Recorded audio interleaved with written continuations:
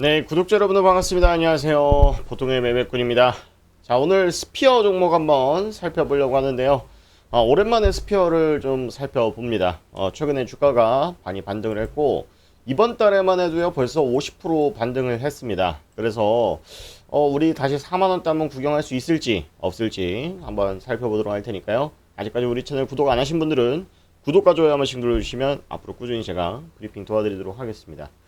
자, 일단 스피어가 최근에 상승하고 있는 이유는 우리 스페이스X 친구가 잘 또 반등을 해주고 있습니다.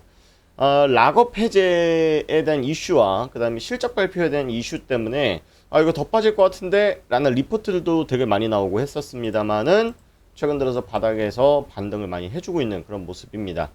자, 그래서 일단 스페이스X가 우리가 알고 있는 것처럼 우주 사업만 하고 있는 것이 아니라 실제로 데이터 센터에 대한 사업도 진행을 하고 있는 거 우리 구독자분들도 아실 겁니다. 그래서 일단 스페이스X는 잘 나가고 있고 지수 편입에 대한 기대감으로 인해서 나스닥에서도 또 잘 버티고 있는 모습입니다. 자, 일단 그런데 여러분들 그 스피어라고 하면 여러분들께서도 뭐 제 채널 말고도 많은 유튜브들이라든가 뭐 뉴스 기사들 이런 거 보실 거 아닙니까? 거기서 이 스피어에 대한 기대감들은 뭐라고 표현하나요? 바로 스페이스X에 대한 수주가 잔고가 쌓여 있다. 얼마 정도 쌓여 있대요, 여러분들? 1조 넘게 쌓여 있죠.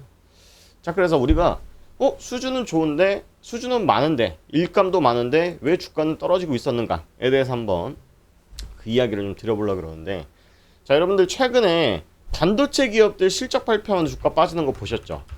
우리나라 SK하이닉스, 삼성전자뿐만 아니라 미국의 샌디스크라든가 ARM, 그 다음에 마이크론 테크놀로지 이런 애들도 실적 발표했고 영업이익률이 85%나 나왔는데 주가는 빠지고 있어요.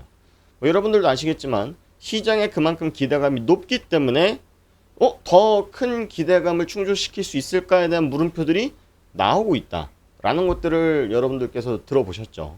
그러니까 항상 1등만 하기 때문에 이제는 전국 1등이 아니라 전 세계 1등 한번 해봐 라고 시장 참여자들은 기대를 하고 있다는 겁니다. 일단 그 기대감이 꺾였다. 그리고 기대감의 목표치가 너무 높다라는 것들이 첫 번째 원인일 것 같고요. 두 번째로는 스피어에 대해서 여러분들 재무제표를 조금 뜯어보시면 아시겠지만, 자, 작년 25년도 기준으로 퍼가 3,000배가 나왔습니다.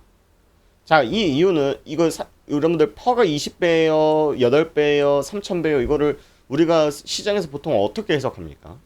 3,000년 동안의 이익을 미리 주가에 반영시켰다. 미리 땡겨서 반영시켰다. 그러니까 3,000년 이후에 주가를 미리 반영시켰다라고 해석을 하는 게 보통 PER이라고 씁니다. 그래서 이 PER이 너무 높다 보면은 12개월 선행 PER도 뭐 적용을 하기도 하고 적용 방식이 되게 다른데 이때 PER이 되게 높게 나왔어요. 왜 그러냐면 EPS, 당기 순이익이 되게 낮았기 때문입니다.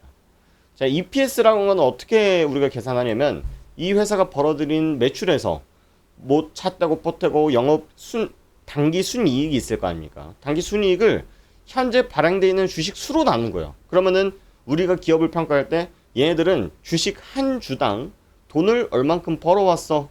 그러면 EPS는 높으면 높을수록 한 주당 회사가 벌어들이는 가치가 많다. 뭐 벌어들이는 돈이 많다라고 해석을 합니다.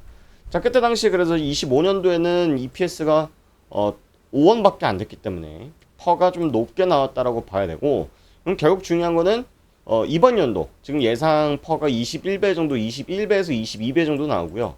그럼 우리가 20년치의 앞으로 이익을 주가에 미리 선반영시켰다라고 해석을 하는 겁니다.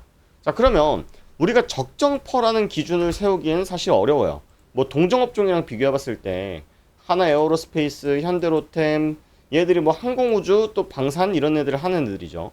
다른 애들로 보면 33배, 19배, 50배 이 정도 나옵니다. 그리고 지금 이 스피어 같은 경우 26배 정도 나온단 말이죠. 그러니까 절대적으로 동종 산업 대비해서 고평가됐다라고 이야기하기는 어려운 거예요. 자, 그런데 뉴스도 그렇고 유튜버도 그렇고 스피어에 대해서 이야기할 때 한 가지도 이야기가 나오지 않고 있는 게 뭐냐면 얘네들의 수준은 쌓여있는 게 팩트다. 그런데 얘네들 이 주요 거래처가 누구예요? 스페이스X잖아요. 자, 스페이스X 그리고 미국이라는 나라의 미국이라는 기업들이 얼마나 그 지독하고 그런데 제가 말씀을 드리고 싶은 거는 얘네들 스피어가 스페이스X에게 납품을 할 때 정말 우리에게 스피어에게 엄청난 이익을 남기고 팔았을까? 그 장기 계약이 그리고 중도에 취소될 가능성은 없을까에 대해서도 우리 한번 살펴봐야 된다는 겁니다. 우리가 쉽게 말해가지고 덤핑이라 그러잖아요. 덤핑에 대한 가능성도 없을 수 없다. 왜 그러냐면 최근에는 여러분들 원자재 시장에 대한 가격들이 되게 비싸거든요. 그래서 이익이 쉽게 말해가지고 매출은 잘하는 게 분명할 텐데 이거는 그냥 안 봐도 다음 실적 발표 때 매출액이 무조건 잘 나올 거라고 그냥 확실해도 되거든요. 근데 영업이익이 작년도 대비해서 1분기 기준으로 83% 빠졌어? 너는 도대체 물건을 어떻게 팔고 있길래 영업이익이 이렇게 떨어지는 거야? 라는 이야기가 나올 수 있다는 거예요. 자, 그럼 영업 매출액이 여기서 10배가 뛰더라도 영업이익률, 너네들 100만원 팔았을 때 얼마 남겨먹니? 라고 하는 영업이익률이 낮게 되면 어떻게 됩니까? 아까 우리가 지적을 했었던 EPS가 다시 올라간다. EPS가 올라가면 어떻게 돼요? 자, 아까 보여드렸죠. 자, 실적을 한번 보면은 EPS가 만약에 얘가 작년에 5원이었어요. 근데 이번 연도에 912원으로 한 주당 벌어들이는 가치가 높다라고 평가돼서 퍼가 다시 낮아졌죠.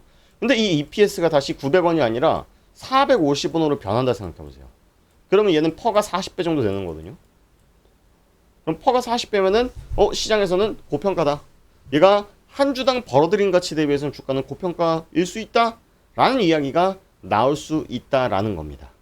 자, 그래서 중요한 거는 2분기, 그러니까 작년 4월, 이번 연도 4월부터 6월까지 팔아왔었던 실적에 대해서 아마 이제 조만간 실적 발표를 할 텐데 그 실적 발표에서 우리 구독자분들이 꼭 보셔야 되는 게 뭐냐?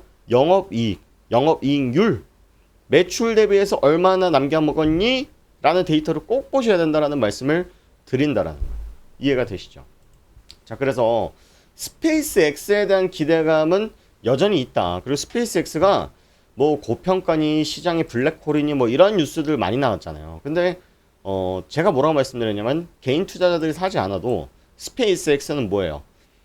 이 지수에 편입이 되고 나스닥이라던가 S&P 지수에 편입이 되면은 뭐가 있습니까? ETF에서 강제적으로 이 종목을 편입을 시킵니다. 그러면 미국 주식을 거치식이라든가 월 적립식으로 투자하신 분들 정말 많이 계실 거란 말이에요. 그분들은 나는 이 스페이스X에다가 살 마음도 없었는데 ETF를 사게 되면 ETF가 자동으로 스페이스X를 사준다. 이런 원리가 발동될 수 있기 때문에 스페이스X에 대한 기대감은 여전히 있다라고 말씀을 드리고 있고, 다만 스피어가 단순히 테마주로 올라간 게 아니에요. 예를 들어서 아주 IB 투자 이런 데 보세요. 얘는 테마주로 올라간 거거든요. 얘는 스페이스X 테마주로 올라가니까 어떻게 됩니까? 19,000원에서 3,000원까지 완전히 이제 폭삭. 근데 이제 스피어 같은 경우에는 실제로 스페이스X와 일을 하는 친구잖아요. 그래서 중요한 건 이제는 숫자를 봐야 된다. 숫자를 봐야 돼, 무조건. 그래서 그 부분 여러분들께서 꼭 체크를 하셔야 된다라는 말씀을 드려보고, 그 다음에 여러분들과 함께 체크해 볼 만한 게 공매도입니다. 자, 지금 다른 종목들 같은 경우에는 공매도 비중이 엄청 높아요. 근데 얘가 지금 최근 들어서 공매도 비중이 상당히 높은 편은 아니다. 그래서 이런 부분들, 수급에 대한 부분들은 전혀 걱정은 안 되는 부분들이에요. 수급에 대한 부분은 전혀 걱정이 안 되지만, 우리 지난 영상에서도 살펴봤던 것처럼 요 매물 상당히 두텁다. 요 매물 상당히 두텁다라는 거 아셔야 되기 때문에, 이런 데 샀다가 내가 여기 이런 데서 물 타면은 어찌됐든 평균 단가는 이쯤밖에 안 될 거란 말이에요. 많이 안 낮춰졌을 거예요. 그래서 여러분들 탈출하기가 좀 어려울 수 있으니 여러분들 상황에 맞게 전략을 잘 짜시는 것이 지금 현재 제일 중요할 것입니다. 아시겠죠? 자, 그래서 여러분들 스피어 관련해서 내가 대응이 좀 혼자 어렵다라고 하시면 여기 보시면 제가 네이버 설문지 올려놨습니다. 제가 홈페이지에 올려놨어요. 제가 뭐 유료 리딩방 하는 사람도 아니고 제가 TV 방송에 출연해서 어떤 내용들을 가지고 설명을 드렸고, 그 다음에 제가 실전 매매를 통해서 얼만큼 벌었는지 이런 내용도 올려드렸고, 제가 이제 성공한 유튜브로서 활동할 수 있도록 제가 열심히 또 여러분들 위해서 영상 찍어드리고 분석 도와드릴 테니까 여러분들께서도 구독, 좋아요 많이 눌러주시고, 종목 진단 필요하시면 아까 제가 말씀드렸던 네이버 설문지 들어가셔가지고 스피어 나 얼마에 샀어요 라고만 남겨주시고 나머지 내용들 남겨주시고 제출해 주시면 됩니다. 자, 그런데 여러분들께서 나 이제 연락처 네이버에 이 링크 누르기 좀 부담스럽다라고 하시면 제 개인 연락처 남겨놨으니까 여기다가 스피어라고 세 글자 보내주시고 가장 중요한 거는 내가 얼마에 샀어요 평균 단가 보내주시는 게 가장 중요하다라는 말씀 드리면서 오늘 스피어 분석 영상 여기까지 마치도록 하겠습니다. 고맙습니다.